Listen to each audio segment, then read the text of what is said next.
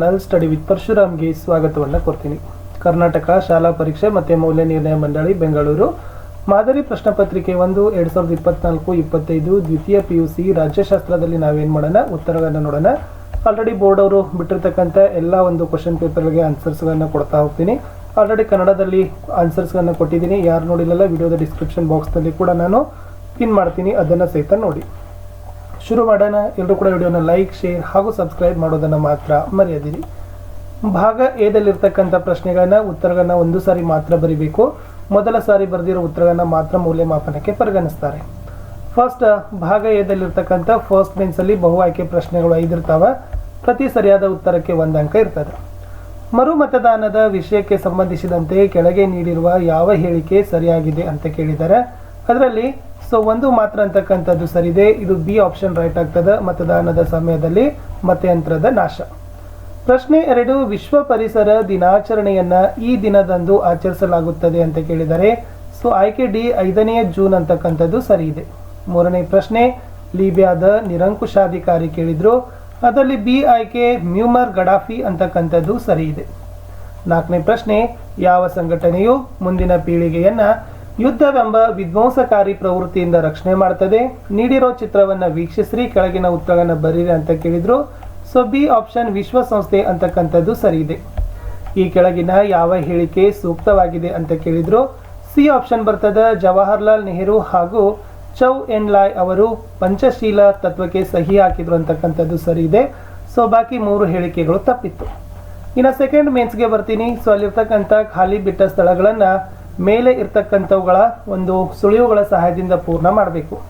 5 ಪ್ರಶ್ನೆ, ತಲಾ ಒಂದಕ್ಕೆ 1 ಅಂಕ. 5 ಪ್ರಶ್ನೆ 5 ಉತ್ತರ. 6ನೇ ಪ್ರಶ್ನೆ, ಡ್ಯಾಶ್ ರವರು ತಾವು ಆಯ್ಕೆಯಾಗಿ ಬಂದ ಪಕ್ಷವನ್ನ ಬಿಟ್ಟು ಬೇರೆ ಪಕ್ಷಕ್ಕೆ ಸೇರಿದಾಗ ಪಕ್ಷಾಂತರ ನಿಷೇಧ ಕಾಯ್ದೆಯನುಸಾರ ಶಾಸನಸಭಾ ಸದಸ್ಯತ್ವ ಕಳೆದುಕೊಳ್ಳುತ್ತಾರೆ ಅಂತ ಇದೆ. ಸ್ಪೀಕರ್ ಅಂತಕ್ಕಂಥದ್ದು ಸರಿ ಇದೆ. 7ನೇ ಪ್ರಶ್ನೆ, ಡ್ಯಾಶ್ ರಂದು ಜೈವಿಕ ವೈವಿಧ್ಯ ಕಾಯ್ದೆ ಜಾರಿಗೆ ಬಂದಿತ್ತು ಅಂತ ಇದೆ. ಇದರಲ್ಲಿ 2002 ಅಂತಕ್ಕಂಥದ್ದು ಸರಿಯಾದ ಉತ್ತರ ಬರ್ತದೆ. ಡ್ಯಾಶ್ ರವರು ಅಸ್ಮಿತ ರಾಜಕಾರಣವನ್ನು ಗುರುತಿಸಿದ್ರು. ಅದರಲ್ಲಿ LA ಕಾಫ್ಮೆನ್ ಬರ್ತದೆ, ಅವ್ರದ್ದು ಸರಿಯಾದ ಉತ್ತರ. ನೆಕ್ಸ್ಟ್, ಅಂತಾರಾಷ್ಟ್ರೀಯ ನ್ಯಾಯಾಲಯ ಡ್ಯಾಶ್ ನಲ್ಲಿದೆ ಅಂತ ಕೇಳಿದರೆ ದಿ ಹೇಗ್ ಅಂತಕ್ಕಂಥದ್ದು ಸರಿ ಇದೆ. ಇದು ಉತ್ತರ ಏನಾಗ್ತದಪ್ಪ ಅಂದ್ರೆ ಬರಬೇಕು. 10ನೇ ಪ್ರಶ್ನೆ, CHOGM ನ ನಾಯಕತ್ವವನ್ನು ಡ್ಯಾಶ್ ದೇಶ ಹೊಂದಿದೆ ಅಂತ ಇದೆ. ಅದು ಇಂಗ್ಲೆಂಡ್ ದೇಶ ಹೊಂದಿದೆ ಅಂತಕ್ಕಂಥದ್ದು ಸರಿಯಾದ ಉತ್ತರ ಬರಬೇಕು. ಇನ್ನು ಹೊಂದಿಸಿ ಬರೆಯಲಿದೆ. ಇದು ಕೂಡ ಬಹಳಷ್ಟು ಈಸಿ ಆಗಿರ್ತಕ್ಕಂಥದ್ದು. 5 ಪ್ರಶ್ನೆ, ತಲಾ ಒಂದಕ್ಕೆ 1 ಅಂಕ. 5 ಪ್ರಶ್ನೆ 5 ಅಂಕ. ಎ ಕ್ವಶನ್ ನೋಡಿ, ಬೌಂಡರಿ ಕಮಿಷನ್ ಅಂತ ಇದೆ. ಅದೇನಾಗ್ತದಪ್ಪ ಅಂದ್ರೆ ಸರ್ ಸಿರಿಲ್ ರಾಡ್ಕ್ಲಿಫ್ ಅಂತಕ್ಕಂಥದ್ದು ಸರಿಯಾದ ಉತ್ತರ ಬರ್ತದೆ. ಇದು ಎ ಉತ್ತರ. ಇನ್ನು ಲಾಲ್ ಬಹದ್ದೂರ್ ಶಾಸ್ತ್ರಿ ಅಕಾಡೆಮಿ ಕೇಳಿದರೆ ಅದು ಮಸ್ಸೂರಿ ಅಂತಕ್ಕಂಥದ್ದು ಸರಿಯಾದ ಉತ್ತರ. ಇನ್ನು ಭಯೋತ್ಪಾದನೆ ಕೇಳಿದರೆ ಅದು ಟೆರೆರೆ ಅಂತಕ್ಕಂಥ ಪದದಿಂದ ಬಂದಿದೆ. ಟೆರೆರಿ ಇಸ್ ದ ರೈಟ್ ಆನ್ಸರ್. ಇನ್ನು 24ನೇ ಅಕ್ಟೋಬರ್ 1945 ಕೇಳಿದ್ದಾರೆ. ಅದು ವಿಶ್ವಸಂಸ್ಥೆ ಬರ್ತದೆ. ವಿಶ್ವಸಂಸ್ಥೆ ಅಂತಕ್ಕಂಥದ್ದು ಸರಿಯಾದ ಉತ್ತರ ಬರ್ತದೆ. ಇನ್ನು ಮೂಕ ನಾಯಕ ಅಂತ ಇದೆ. ಅದರಲ್ಲಿ ಡಾಕ್ಟರ್ BR ಅಂಬೇಡ್ಕರ್ ಅಂತಕ್ಕಂಥದ್ದು ಸರಿಯಾದ ಉತ್ತರ ಬರ್ತದೆ. ಇಷ್ಟು ಏನು ಮಾಡಬೇಕಾಗಿತ್ತು, ಹೊಂದಿಸಿ ಬರಿಬೇಕಿತ್ತು. ಇನ್ನು 4ನೇ ವಿಭಾಗಕ್ಕೆ ಬರೋಣ. ಕೆಳಗಿನ ಪ್ರಶ್ನೆಗಳಿಗೆ ಒಂದೊಂದೇ ವಾಕ್ಯಗಳಲ್ಲಿ ಉತ್ತರಗಳನ್ನು ಬರೀಬೇಕು. ಇಲ್ಲಿ ಕೂಡ 5 ಪ್ರಶ್ನೆ ಇರ್ತವೆ. ತಲಾ ಒಂದಕ್ಕೆ 1 ಅಂಕ. 5 ಪ್ರಶ್ನೆ 5 ಅಂಕ. ಆಪರೇಷನ್ ಪೋಲೋ ಎಂದರೇನು?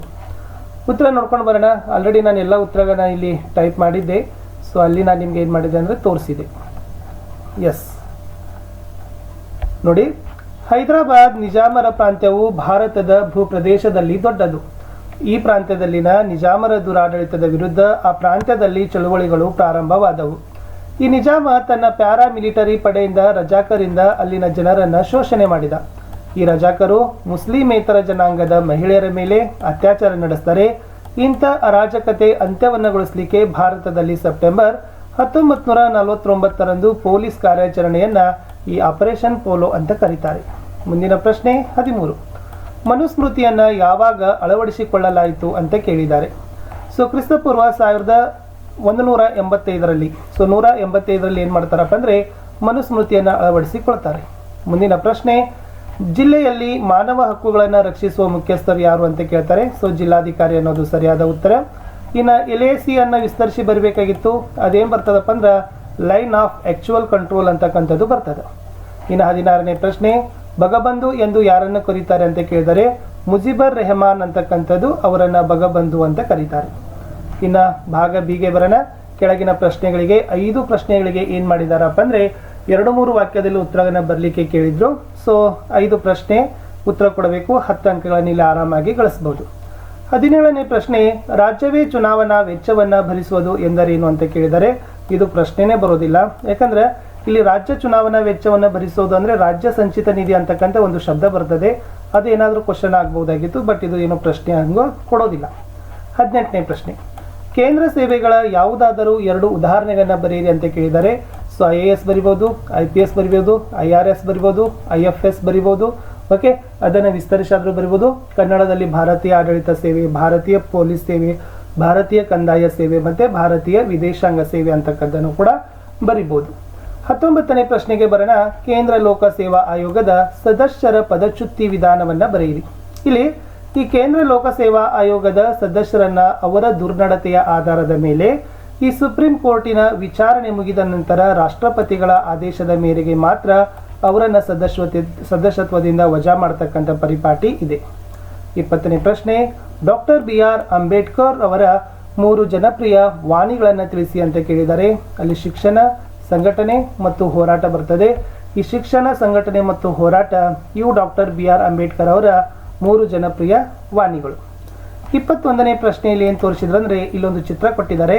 ಈ ಕೆಳಗಿನ ಚಿತ್ರವನ್ನು ಉಲ್ಲೇಖಿಸಿ ಕಡ್ಡಾಯ ಶಿಕ್ಷಣದ ಅರ್ಥ ಬರೀಲಿಕ್ಕೆ ನಿಮಗೆ ಕೇಳಿದ್ದಾರೆ. ಇಲ್ಲಿ ಏನು ಬರಿಬಹುದಪ್ಪ ಅಂತಂದ್ರೆ ಎಸ್, ಸರ್ಕಾರ ನೂತನವಾಗಿ ಜಾರಿಗೆ ತಂದ ಯೋಜನೆಯಾಗಿದ್ದು ಕನಿಷ್ಠ 6ರಿಂದ 14 ವರ್ಷ ವಯಸ್ಸಿನ ಮಕ್ಕಳು ಶಿಕ್ಷಣ ಪಡೆಯಲೇಬೇಕು ಎಂಬುದು ಸರ್ಕಾರದ ನೀತಿಯಾಗಿದೆ.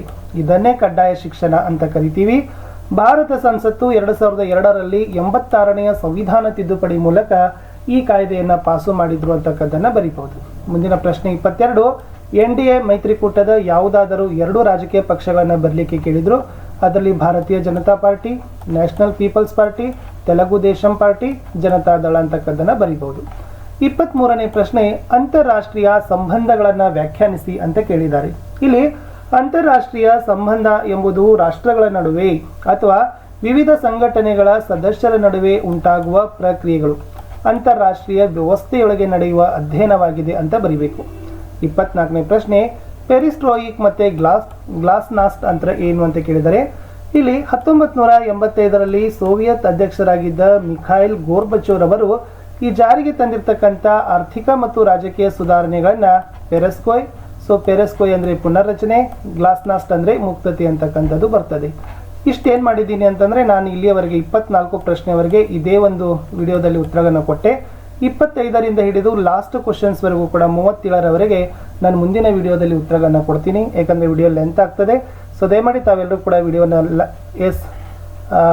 ಲೈಕ್, ಶೇರ್ ಹಾಗೂ ಸಬ್ಸ್ಕ್ರೈಬ್ ಮಾಡೋದನ್ನು ಮಾತ್ರ ಮರೆಯದಿರಿ ಅಂತ ಹೇಳ್ತಾ